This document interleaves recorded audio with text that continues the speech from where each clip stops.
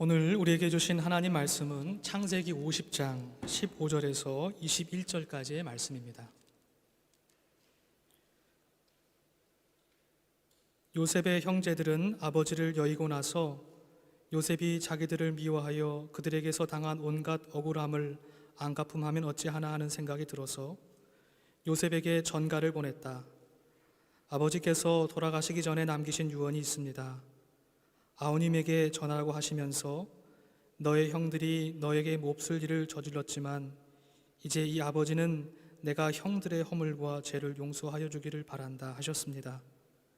그러니 아우님은 우리 아버지께서 섬기신 그 하나님의 종들인 우리가 지은 죄를 용서하여 주시기를 바랍니다. 요셉은 이 말을 전해 듣고서 울었다. 곧 이어서 요셉의 형들이 직접 와서 요셉 앞에 엎드려서 말하였다. 우리는 아우님의 종입니다. 요셉이 그들에게 말하였다. 두려워하지 마십시오. 내가 하나님을 대신하기라도 하겠습니까? 형님들은 나를 해치려고 하였지만 하나님은 오히려 그것을 선하게 바꾸셔서 오늘과 같이 수많은 사람의 생명을 구원하셨습니다. 그러니 형님들은 두려워하지 마십시오. 내가 형님들을 모시고 형님들의 자식들을 돌보겠습니다. 이렇게 요셉은 그들을 간곡한 말로 위로하였다. 아멘. 하나님의 말씀입니다. 성도 여러분, 지금까지 살아오시면서 여러분에게 상처를 입히고 또 손해를 입힌 사람들에 대해 증오와 분노의 마음, 고스란히 되갚아주고 싶은 복수심을 가져보신 적이 있으신가요? 반대로 이러한 증오와 분노의 마음을 어렵지만 연민과 사랑의 마음으로 바꾸어서 누군가를 뜨겁게 용서해 보신 적이 있으신가요? 사실은 우리가 가만히 우리의 마음을 돌이켜보면 우리에게 상처를 입히고 손해를 입힌 사람들에게 분노와 증오의 마음을 내는 것은 특별한 노력이 필요하지 않은 그러한 자연스러운 일이지만 이 마음을 용서와 사랑으로 바꿔내는 일은 좀처럼 쉬운 일이 아니구나 하는 것을 우리가 깨닫게 됩니다. 더욱이 우리 주변에는 우리가 받아들일 수도 이해할 수도 없는 그러한 부당한 일들이 많이 일어나고 있습니다. 얼마 전 바이에른주의 뮤르츠부르크라고 하는 도시에 한 남성이 칼을 들고 무고한 여성 3명을 살해하고 또 5명의 사람을 중상에 빠뜨리는 그런 안타까운 사건이 벌어졌습니다. 여러분, 한번 불편한 상상이지만 생각해 보시기 바랍니다. 이러한 일들이 우리 가운데, 우리가 사랑하는 사람들 가운데 일어난다면 여러분 어떻게 했습니까? 우리의 마음속에는 증오와 분노로 가득 차게 될 것입니다. 용서하기가 쉽지 않을 것입니다. 우리의 눈을 들어서 인간과 인간의 관계를 뛰어넘어서 사회와 공동체로, 세계로 눈을 확대해 보면 우리가 살고 있는 이 세상 속에는 끊임없이 인간에 의한 인간의 지배의 역사가 계속되고 있음을 우리가 확인할 수 있습니다. 얼마 전 미얀마의 군부는 인권과 민주화를 외치는 무고한 시민들을 억압하고 죽이는 그런 일들을 계속 자행하고 있음을 우리가 보고 있습니다. 우리 대한민국의 근현대사도 사실은 이와 같았습니다. 원치 않지만 과거의 일제의 침략과 한국 전쟁, 그리고 3년의 미 군정의 시간, 군사 정권과 군사 독재의 시간, 이 어렵고 힘겨운 시간을, 이 고난의 역사를 우리는 함께 짊어져야만 했습니다. 그러나 안타깝게도 여전히 깨끗하게 청산되지 못한 친일 세력과 군부 독재 세력, 41년이 지났음에도 불구하고 그 진상규명과 명예회복이 이루어지지 못하고 있는 5.18 광주 민주화 운동, 그리고 여전히 국민 분열과 냉전 이데올로기 위에서 그 틀 위에서 정치하려는 정치인들과 세력들, 그리고 이들을 비호하려는 몇몇의 언론들은 여전히 존재하고 있습니다. 저는 이러한 모습을 보면서 성경의 표현대로 우리 사회와 우리 대한민국은 아직도 광야의 시간을 살아가고 있구나 라고 하는 생각을 해보게 되었습니다. 이렇듯 인간에 의한 인간의 지배, 얼마나 파괴적이고 영속적인 힘을 가지고 있는지 우리는 다시 한번 깨닫게 됩니다. 그러면서 다시금 우리 안에 회복적인 정의와 용서, 그리고 화해가 필요하구나 라고 하는 이 필요성을 다시 한번 깊게 절감하게 됩니다.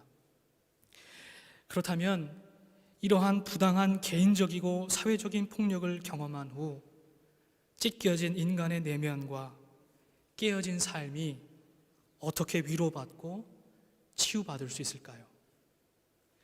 우리는 어떻게 가해자와의 관계에서 괴로워하는 자신을 위로하고 그 깊은 절망과 원망과 분노의 웅덩이에서부터 빠져나올 수 있을까요? 우리는 무엇을 위해서 어떻게 용서와 화해를 이룰 수 있을까요? 저는 오늘 우리가 함께 읽은 요셉의 이야기가 좀처럼 쉽게 대답할 수 없는 이 질문에 대답할 수 있도록 도움을 주고 있다고 생각합니다. 그것은 우리에게 용서의 시간이 필요하다는 것입니다. 그리고 하나님께서 이 용서의 시간 가운데 함께 해주신다는 사실입니다. 오늘의 본문에 담긴 요셉의 용서와 화해 이야기는 시대와 상황을 넘어서서 우리에게 용서와 화해의 어려움, 그리고 동시에 그 중요성을 우리에게 가르쳐주고 있습니다. 바라기는 오늘 우리에게 주신 하나님 말씀을 통해서 요셉의 눈물과 용서의 의미를 깊이 깨닫고 우리의 삶으로 가져와서 우리의 광야의 시간을 하나님과 함께하는 용서의 시간으로 바꾸는 마중물로 삼을 수 있기를 주님의 이름으로 간절히 축복합니다. 성도 여러분, 창세기 37장부터 시작된 요셉의 이야기를 여러분 다들 잘 알고 계시지요? 아브라함과 이삭과 야곱에 이어서 요셉의 이야기, 족장의 이야기가 창세기에 담겨 있습니다. 37장 3절에 보니 야곱은 늙음하게 얻은 요셉을 특별히 사랑했다 하고 기록하고 있습니다.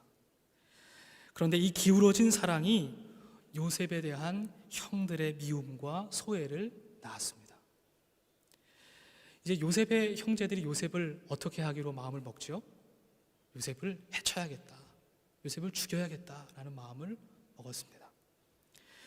요셉의 형제들은 맏형인 루벤이 피를 흘리지는 말자, 죽이지는 말자라는 만류에도 불구하고 요셉에게 입혀진 화려한 옷을 벗기고 깊은 웅덩이를 파서 요셉을 그 안에 밀어 넣었습니다. 깊은 웅덩이에 던져진 순간 요셉은 인간으로서의 존엄도 그 땅 속에 함께 묻혀지게 되었습니다. 그런데 37장 25절, 요셉을 구덩이에 내던진 형제들이 태연히 밥을 먹는 장면이 묘사되고 있습니다.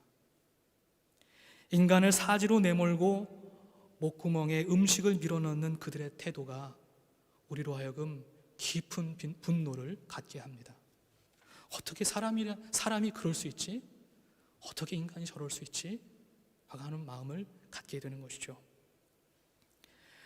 때마침 이집트로 향하는 상인들을 만난 그들은 은 20냥에 요셉을 팔아버리게 되죠. 그들은 실제로 자신들의 손에 피 한 방울 묻히지 않았지만 요셉을 분명 죽음으로 내몰았습니다. 이것은 흔들림 없는 사실입니다. 그 이후 계속된 이집트에서의 요셉의 삶은 고난의 연속이었습니다. 그는 바로의 신하인 경호대장 보디발의 집에서 종살이를 하면서 하루하루 노예의 삶을 살아갑니다. 우리가 잘 알고 있듯이 요셉은 그곳에서 보디발의 아내로부터 억울한 누명을 쓰고 감옥에 갇히게 되죠. 그리고 그곳에서 이집트의 왕의 시종상들의 꿈을 해몽해 주게 됩니다. 그리고 이것은 나중에 이집트의 왕 바로의 꿈을 해몽해 주는 기회가 되기도 하죠. 즉 전화위복이 된 것입니다. 여기서 우리는 아브라함과 이삭과 야곱의 이야기에서는 달리 이야기의 전면에 등장하지 않으시는 하나님께서 특별히 꿈이라고 하는 통로를 통해서 지속적으로 요셉과 관계를 맺고 계신다는 사실을 우리는 발견하게 됩니다. 그의 형들이 그를 꿈꾸는 녀석이라고 불릴만 합니다. 41장 16절에 요셉의 고백처럼 꿈은 하나님의 능력이 나타나는 통로였습니다. 요셉은 꿈을 통해서 하나님의 뜻을 깨닫는 그러한 사람이었습니다. 이 꿈을 통해서 요셉은 그 형용할 수 없는 고난의 수렁에서 하나님을 향하여 다시 일어설 수 있었습니다. 더욱이 그는 바로의 꿈을 하나님의 뜻을 통해서, 하나님을 통해서 해몽해 줌으로써 하나님의 뜻이 역설적이게도 이집트 제국의 경제와 사회적 정책을 결정하는 중요한 일로 쓰임받게 되었습니다. 하나님의 뜻이 이집트 나라에서도 작용하고 작동하고 있는 것이죠. 그는 결국 30살의 나이에 이집트 제국의 총리가 되었습니다. 하나님께서는 그에게 선물과 같이 므낫세와 에브라임이라는 두 아들을 선물로 허락해 주셨습니다.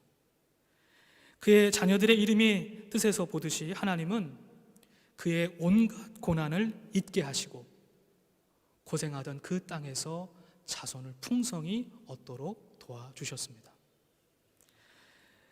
이렇게 우리는 창세기 이야기를 읽어가면서, 요셉의 이야기를 읽어가면서 한편 요셉의 이야기가 계속 상승되면서 반대로 이 요셉의 형제들의 이야기는 계속 하강하고 있다는 사실을 발견하게 됩니다.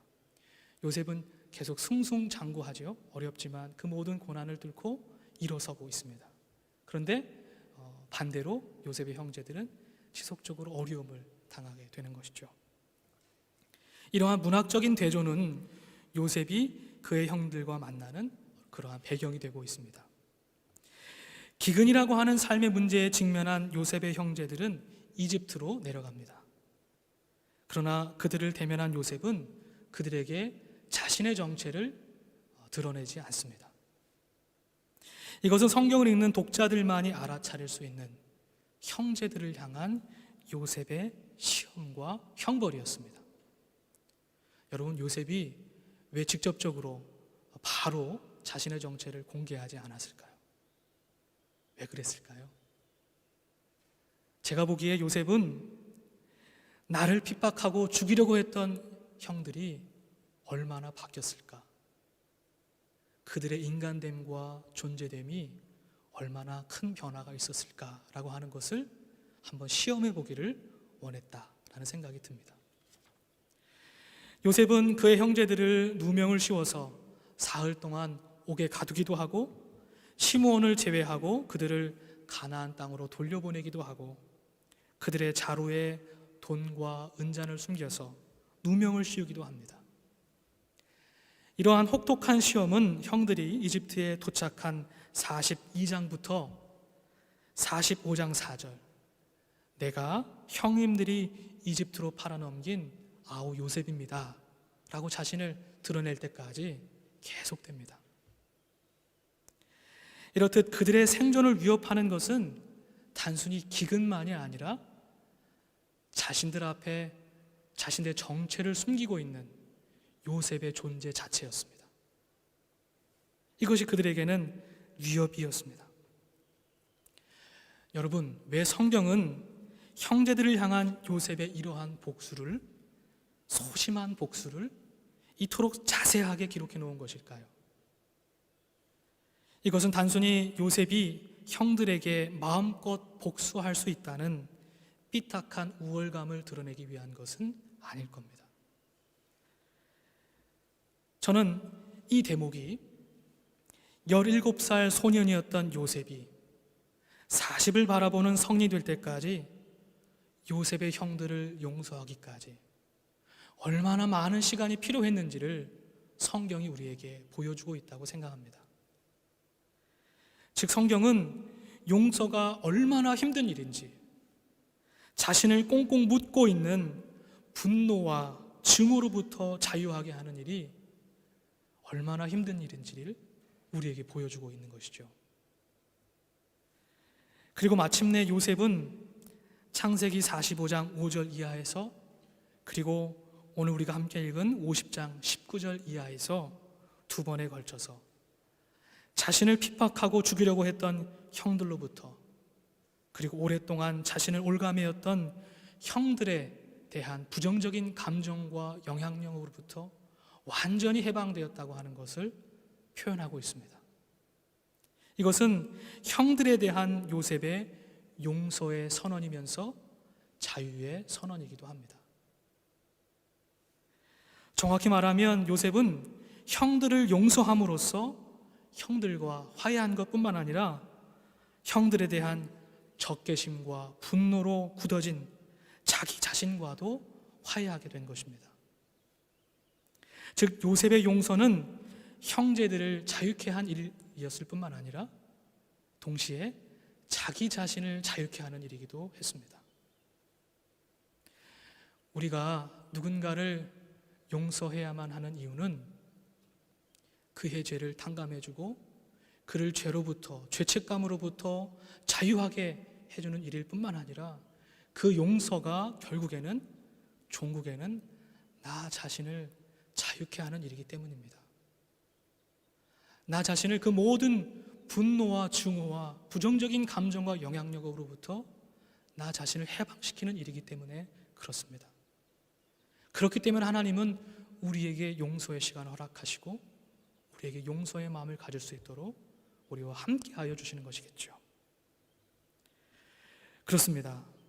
요셉의 이야기 전체와 오늘의 본문의 말씀은 우리에게 절대로 인간적인 도리로서 용서를, 철저한 윤리로서의 용서를, 종교적인 의무로서의 용서를 우리에게 강요하지 않습니다. 오히려 용서의 시간이 필요함을 우리에게 가르쳐주고 있습니다. 이 시간은 가해자에게는 자신의 과오를 철저하게 인정하고 반성하는 성찰의 시간이 될 것이고, 피해자에게는 그 모든 부정적인 감정과 영향력으로부터 벗어나는 자유의 시간일 것입니다. 즉, 요셉의 형들에게도 요셉에게도 이 용서의 시간은 반드시 필요했던 것이죠. 그렇습니다. 우리에게도 이러한 용서의 시간이 필요합니다. 우리의 분노가 연민으로, 우리의 증오가 사랑으로, 복수심이 용서로 바뀔 수 있을 때까지는 용서의 시간이 필요합니다. 하나님은 이 용서의 시간 속에서 가해자에게는 공의와 심판의 하나님으로, 피해자에게는 정의와 사랑의 하나님으로 함께 하십니다. 우리가 믿는 하나님은 우리의 마음에 사랑의 씨앗이 심겨져서 용서라고 하는 열매가 맺힐 때까지, 진정한 뉘우침과 회개에 이르기까지 우리를 끊임없이 꾸짖으시고 설득하시고 기다려주시는 하나님이십니다. 이러한 하나님의 기다림과 섭리의 역사는 오늘 요셉의 입술을 통해서 다시 한번 고백되고 있습니다. 오늘 본문 19절과 20절 말씀을 우리가 한 목소리로 함께 읽어보겠습니다. 함께 읽겠습니다. 두려워하지 마십시오. 내가 하나님을 대신하기라도 하겠습니까? 형님들은 나를 해치려고 하였지만 하나님은 오히려 그것을 선하게 바꾸셔서 오늘날과 같이 수많은 사람의 생명을 구원하셨습니다. 아멘.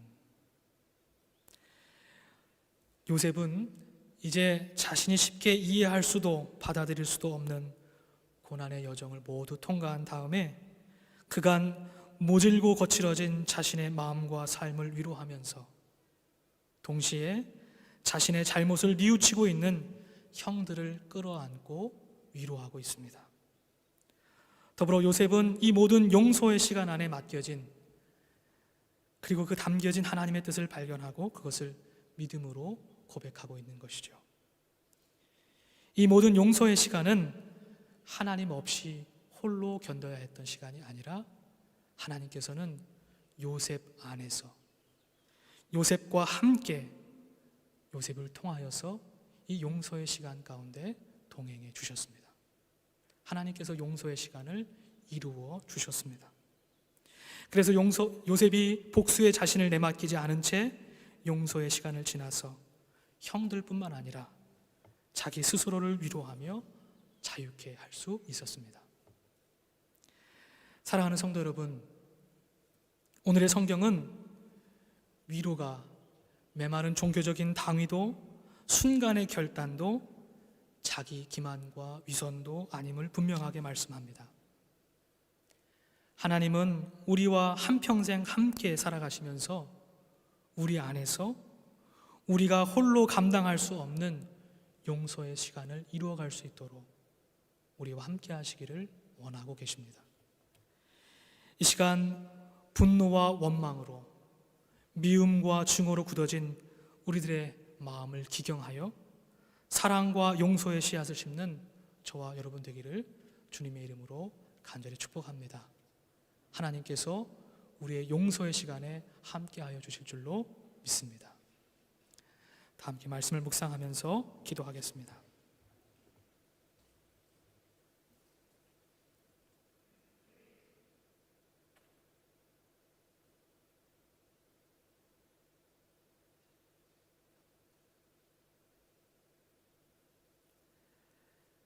하나님 아버지, 우리에게 하나님의 말씀을 함께 묵상할 수 있도록 인도해 주셔서 감사합니다. 요셉이 그 짙고 짙은 고난의 어둠을 뚫고 하나님과 함께 용서의 시간을 지나 형제들을 뜨겁게 끌어안아 용서하는 모습을 함께 읽었습니다. 주님, 우리도 우리에게 상처를 입히며 우리에게 피해를 입히는 우리를 억누르는 억압자들을 도저히 용서할 수 없는 우리들의 마음을 바라봅니다. 하지만 주님, 우리와 함께 하신 하나님과 함께 이 용서의 시간을 견디어낼 수 있기를 원합니다. 우리의 힘과 우리의 사랑의 능력으로는 할 수 없사오니 하나님의 성령으로 우리의 굳어진 마음의 틈으로 들어오셔서 주님의 용서를 우리의 삶의 시간 가운데 이루어 주옵소서. 이 모든 말씀 우리를 구원하신 예수 그리스도 이름으로 기도합니다. 아멘.